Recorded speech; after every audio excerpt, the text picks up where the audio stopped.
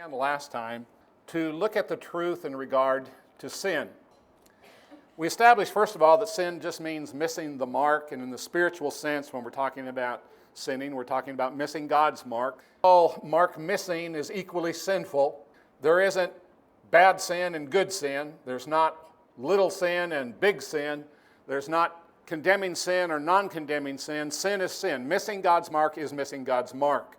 Regardless of how we might seek to rename or redefine sin, as long as God is the one who has set the standard, He still recognizes our missing the mark as being sinful, even if it's recognized by humans as being acceptable. Because humans were created in the image of God, every sin that we commit ruins a part of our sense of well-being. If you remember, we looked at Cain as an example of that. God told him if he did what was right, he would feel better about who he was. Obviously, he did not. Obviously, we learned from him that sin negated his sense of well-being. To avoid sin is primary in developing and maintaining a sense of honesty and wellness. We then looked at a rather lengthy text from 2 Samuel chapter 11 down through chapter 12. We looked at the incident of David and Bathsheba, which we're all familiar with, and we began to draw some conclusions about how sin destroyed David's sense of well-being in that text.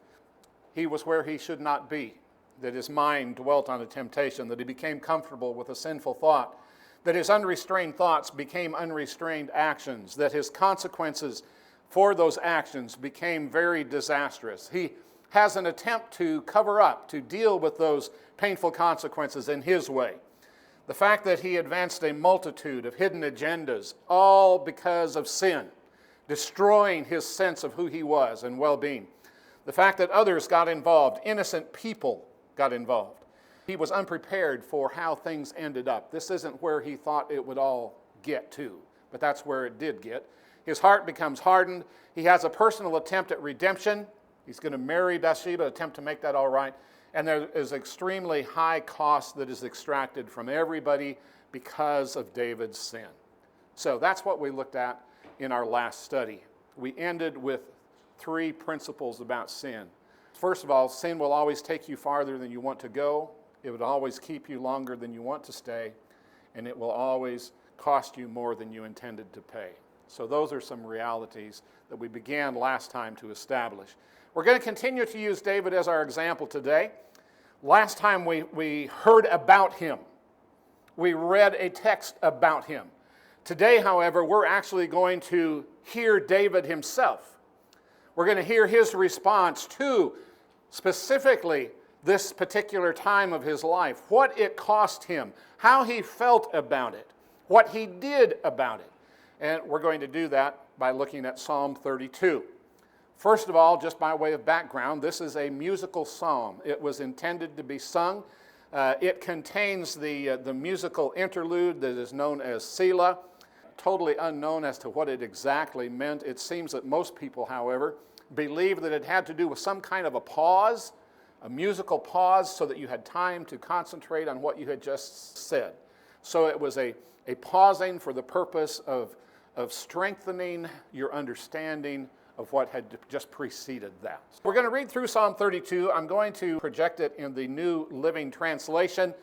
Maybe catches your attention in a little different way than what you're familiar with. So we begin in verse 1.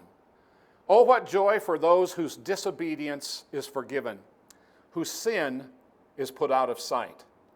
Yes, what joy for those whose record the Lord has cleared of guilt, whose lives are lived in complete honesty. When I refused to confess my sin, my body wasted away, and I groaned all day long. Day and night, your hand of discipline was heavy on me. My strength evaporated like water in the summer heat. Think about that. Finally, I confessed all my sins to you and stopped trying to hide my guilt. I said to myself, I will confess my rebellion to the Lord, and you forgave me. All my guilt is gone. Think about that. Therefore, let all the godly pray to you while there is still time, that they may not drown in the flood waters of judgment. For you are my hiding place. You protect me from trouble. You surround me with songs of victory. Think about that. The Lord says, I will guide you along the best pathways for your life. I will advise you and watch over you. Do not be like the senseless horse or the mule who needs a bit and a bridle to keep it under control. Many sorrows come to the wicked, but unfailing love surrounds those who trust the Lord. So rejoice in the Lord and be glad, all you who obey him. Shout for joy, all you whose hearts are pure. I want to lay out how I'm going to approach this text. Even though we're going to do an expository of the text, we're not going to do it in the order in which it is written. We're going to do it as subjects or as themes developed within this particular passage. For example, we're going to begin with the fact that David describes sin's control over him. And we'll look at the words that he uses to describe that control. We then will also talk about and look at the fact that David had a certain joy when that control was refuted. He'll talk about the relief that happened when he was saved from that control. Next week, we will look at his description of how he escaped that grasp, what he did. And then lastly, David gives some insight from his own personal experience. So that's the procedure that we will use in examining the text. I also want to let you know that I had some help with this lesson. Early on last week, I contacted a friend of mine, and I specifically asked him, I would like for you to listen to my sermon on the internet from last Sunday. And I said, and the only reason I want you to listen is because I want to set the groundwork for the question I want you to respond to. And I said, what I would like for you to do is for you to listen to that, and then I want you to read Psalm 32, and I want you to share with me what that psalm says to you. Now, the reason I asked this friend to do that is because he, like David, is on his way back from a very similar path, traveled a very similar path. He experienced how sin has the ability to, over an extended period of time, captivate someone who really wants to please God.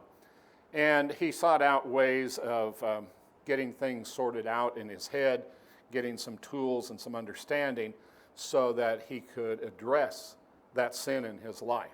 And he has given me full permission to share his story. I told him that I'm not going to tell his story because it's his to tell, not mine, but that I would share his insights. And you need to know probably this much to know the value of some of what I'm going to share that is from him. So I needed for you to know that. As a matter of fact, he's so honest with this, he actually truly processed catching an airplane and coming down here and being here as my visual aid today. I mean, that's this guy's heart. Let's talk about what this text has to say about the reign of rebellion as David saw it. What David says happened to him when he allowed sin to be his master. And just need to remind you that we're not talking about how sin works in the lives of people who want to be sinful. The book of Romans talks about if we're living after the flesh, it says that we are hostile toward the law of God. So there's a world full of people who choose to live by the flesh, and they don't give a rip what God wants. And they are living in open hostility toward God, and eventually, if their minds are depraved enough, Romans 1 says, God just says, hey, I'm just going to give you over to that stuff. That's not what we're talking about. What we are talking about, the sin we are addressing today, is the sin that is ever present in the lives of those who want to please God. Those who have said, I've been crucified with Christ, and it's no longer me that lives, but it's Christ living in me. Those who, according to Romans chapter 6, have buried themselves with Jesus. They've died with Christ so that they can be resurrected to serve a new master, no longer being instruments of sin. So that's what we're talking about today. We're talking about people who have a heart to please God, like David did, who get wrapped up in sin, who become deceived by the very nature of sin. How am I going to deal with that? What is it like? And David gives us a personal rendition of how it was in his life. Here's what he says. My bones became brittle from my groaning all day long. For day and night your hand was heavy on me. My strength was drained as in the summer's heat. Think about that. David says, here's what happened to me. He said, first of all, my bones became brittle, is the translation that I projected there. Bones literally in the Hebrew means the body. It's the substance.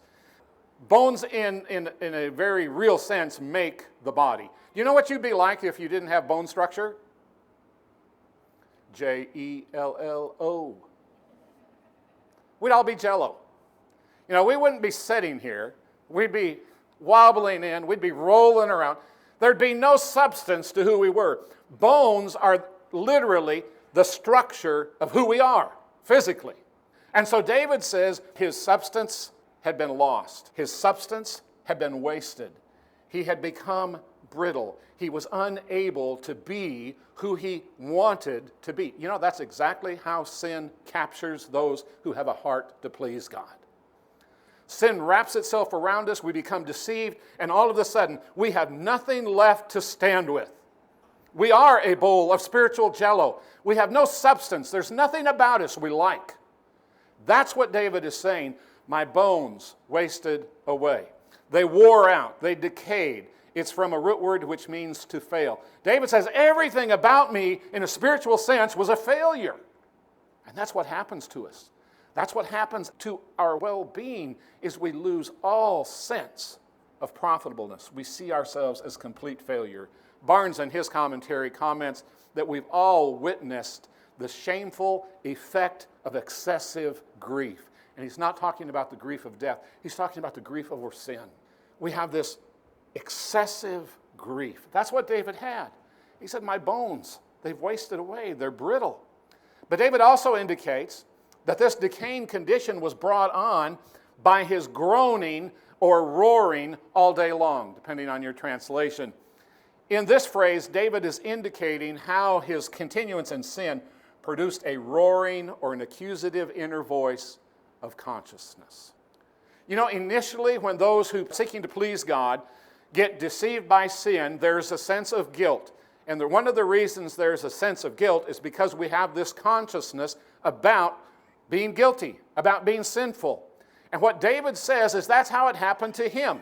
Now, it doesn't say that over in Samuel. You don't read David saying, oh man, I really felt guilty because I'd had relations with somebody that was another man's wife. No, you don't read that about him. But what he's now saying is this is what was going on inside of me when all of those things took place. I had this inner voice. It wasn't just roaring. Some of the commentators actually talk about the fact that it was increasing in intensity. What was going on in David is this little inner voice was not just, oh, this is wrong, David, you shouldn't have done that. It got louder, and it got louder, and it got more convincing to him, more convicting of his sin. And David says, that's what was going on inside of me. My body wasted away. My bones were brittle because there's a roaring voice inside of me that keeps on accusing me, and it gets louder and louder and louder. And folks, that's still the way it works. If we get honest with each other, that's how sin works in us. It just gets louder and louder. David also indicates that during that time, during his time of rebellion, it was like God's hand was a heavy punishment upon him. It's one thing when those who come to God believe that we're in his hands, that he is supporting us and upholding us. It's entirely another thing to believe that those hands have set us down and come now the other direction, that they are heavy upon us because of our choice to sin. David says, that's what was going on with me. That's how it felt for me.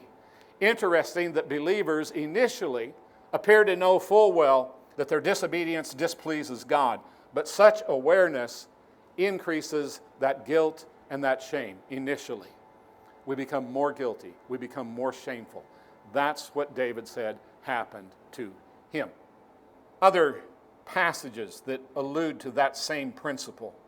There is no soundness in my body because of your indignation. There is no health in my bones because of my sin.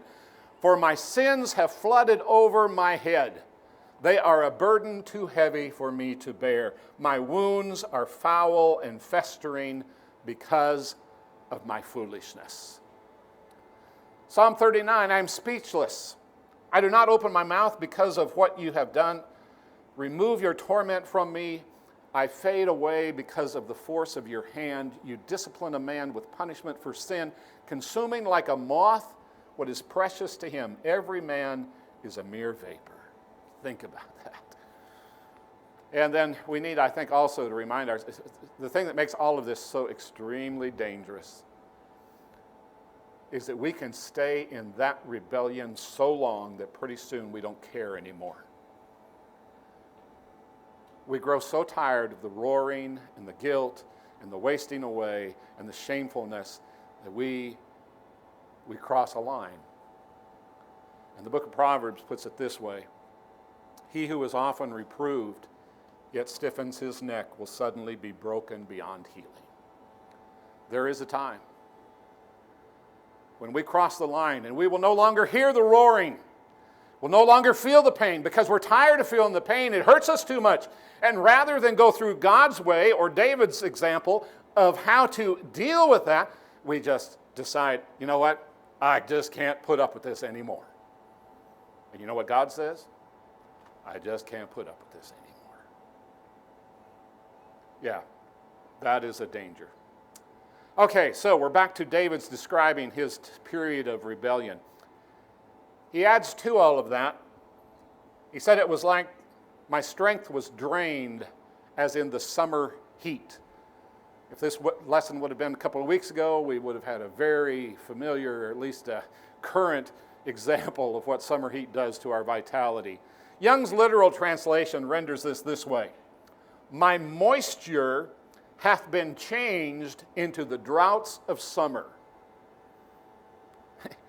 Now, let's explain some of these words, and that'll all make sense. David's life, if you will, juice, his moisture, has been parched. It has been destroyed. It has been killed. David is being spiritually dehydrated by the heat of summer. Literally, the word means harvest. It has to do with the time of year when sun has worked its heatful work, and all of the crops now have been ready to harvest. They're dried out. It's time to harvest. That's the idea here. David is saying, my life became like the dried up, ready to harvest crops because of the heat of summer. That he harvested the results of a believer who had continued in sin to the point that it had depleted his life juices. This is where sin took him. So here's what we've seen. David's own description of how the reign of rebellion took over in his life. The supportive structure of his life was broken down. He had nothing to stand with anymore.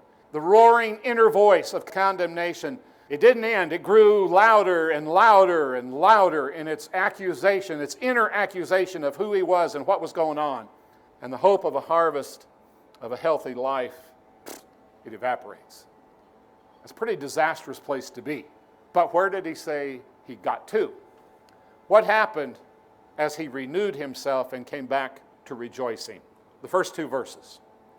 How happy is the one whose transgression is forgiven, whose sin is covered. How happy is the man the Lord does not charge with sin, and whose spirit is no deceit.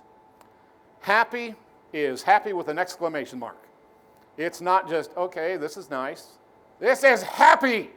Knowing where David was, what he had experienced, to come to a place now of renewal was definitely a much happier place. A sense of well-being is what he is identifying. It's from the Hebrew word which means to be straight, to be level, to be right, to be happy. Figuratively, it means to go forward in honesty or in a way that is proper. So here's what David is saying. Here's what I was. Here's how terrible this was. Here's how it all felt in the inside. But I'll tell you what, when I got things figured out, when I got things right with God, there was a happiness about me that enabled me to move forward, to progress, to get back in the game again. That's what David says. The joy is experienced when transgression, he says, is covered. What a tremendous hope there is here. And the reason is because The word that is used here is the word for revolt.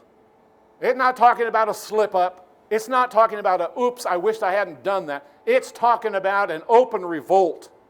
This is prodigal son, go to the pig pen, come back home kind of renewal. David is saying when sin gets a hold of us, when it wraps us up and it gets us deceived, this is the path on which it takes us. And again, it doesn't have to be the big one. When any sin gets us that captive, we lose just like David lost. And now then what happens is that's revolt, he says. That's revolt. But you tell you what, God covers our revolting spirit. It's from a root word which carries the idea of expansion, to break away, to trespass, to apostatize, to quarrel. Talking about bad stuff. When you and I get locked up into sin, we're into some bad stuff. Happy is the one, he says, who finds their way back from their rebellious quarrel with God, because, this gets wonderful, folks, because our apostasy, our revolt is covered. Is covered. Blessed, happy is the man whose transgression, whose spiritual revolt is covered. Let me tell you about this word. This is a Hebrew word that means plump. It has to do with filling up what is lacking. God takes me in my revolt, voidness, he brings me back, and he fills me up. He fills me up. He doesn't say, Dan, that's not what you should have done. No, God brings me back, and he fills me up. He supplies what is lacking. He makes me spiritually plump again. Here's some words I want to share from my friend. What precedes this is his description of what happened to David. And he says, God took it from him. God took it from him. David had lots and lots of consequences from his sin, as do I. But man, if it isn't a grace-filled, glorious thought that he can make all that ugliness good if I let him. On one hand, I wish I never had any of it. On the other, I'm forever thankful that what I did have, he gladly took from me. And he still does. And he still does. And he still does. He wanted me before I was conceived, and he still does. That's what David felt, folks. That's what David realized. That's why he's happy. Because all of that we looked at in 2 Samuel, God took him and he filled him back up. He plumped him back up. David continues his description of this happy person, and he says, the Lord does not impute or charge, depending on your translation, against him. Literally, God does not fabricate or weave. Figuratively, the idea is God cannot plot, contrive, think, or regard, or value me according to my sin.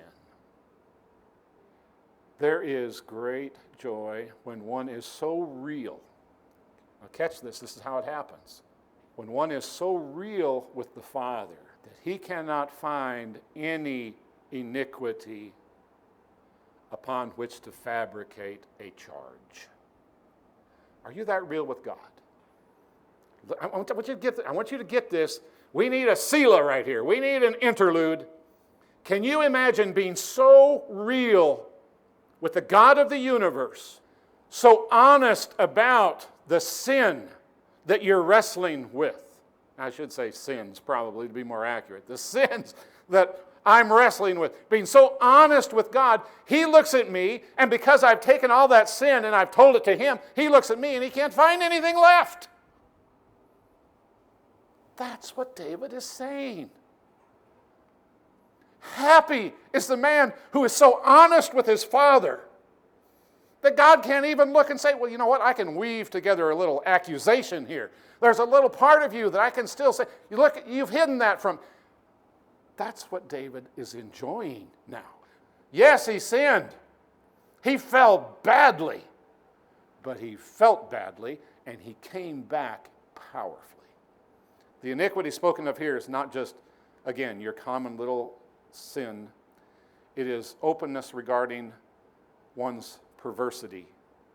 The root word is the Hebrew word for a crook, a bend, something unstraight.